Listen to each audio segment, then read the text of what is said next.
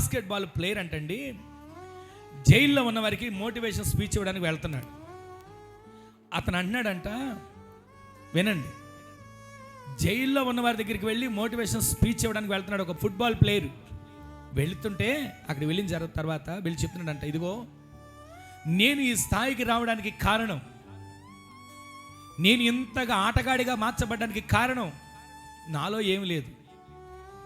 అసలు నేను ఆడతానని కూడా నేను అనుకోలేదు, నేను గెలుస్తానని కూడా నేను అనుకోలేదు. చిన్నప్పటి నుంచి మా నాన్న నన్ను ఎంకరేజ్ చేశాడు, నువ్వు ఇలా ఉండాలి, ఇలా నడవాలి, ఇలా నేర్చుకోవాలి, ఇలా జీవించాలి అని ఒక్కొక్కడు అక్కడ చెప్తుంటాడు. జైల్లో వ్యక్తి చెప్తున్నాడంట, అయ్యా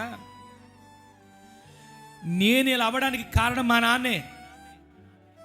వినండి అమ్మా, అందరు జాగ్రత్తగా వినండి. ఫుట్బాల్ ప్లేయర్ జైల్లోకి వచ్చి చెప్తున్నాడు, నేను ఇంత గొప్ప స్థాయికి రావడానికి కారణం ఎవరు చెప్పండి? మా నాన్న అని చెప్తున్నాడు. అందరు విన్నారు.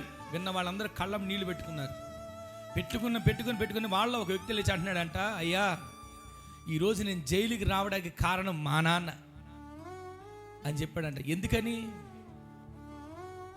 మా నాన్న ప్రతిరోజు మా ఇంట్లో గొడవలే, ఏ రోజు కూడా మమ్మల్ని ప్రేమగా పలకరించింది లేదు, ఏ రోజు కూడా ప్రేమగా మాతో మాట్లాడింది లేదు, ఏ రోజు కూడా ఇది పిల్లలు తిన్నారా అని అడిగింది లేదు. మా అమ్మని ఇష్టం వచ్చినట్లుగా కొట్టేవాడయ్యా. ఇక సహించలేక అలాగే దెబ్బలు తింటూ అలాగే ఉండేది. ఇక నేను అనుకున్నాను, ఇలాగే ఉండాలేమో, ఇలాగే జీవించాలేమో అనుకుని నేను నాలో మూర్ఖుడు బయలుదేరాడు, నాలో మూర్ఖ స్వభావం బయటకు వచ్చింది. ఇక నేను కూడా ఇక మా నాన్న వల్ల తాగుబోతులాగా మారాలని అనుకొని, ఇక తాగాలంటే డబ్బులు కావాలి కదా, దొంగతనాలు చేయడం మొదలుపెట్టాను.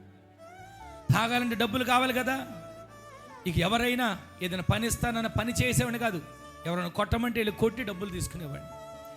ఇంకా అలా నా తీరు ఎలా మార్చమంటే శృతి మించిపోయి చంపడం దాకా వచ్చానయ్యా.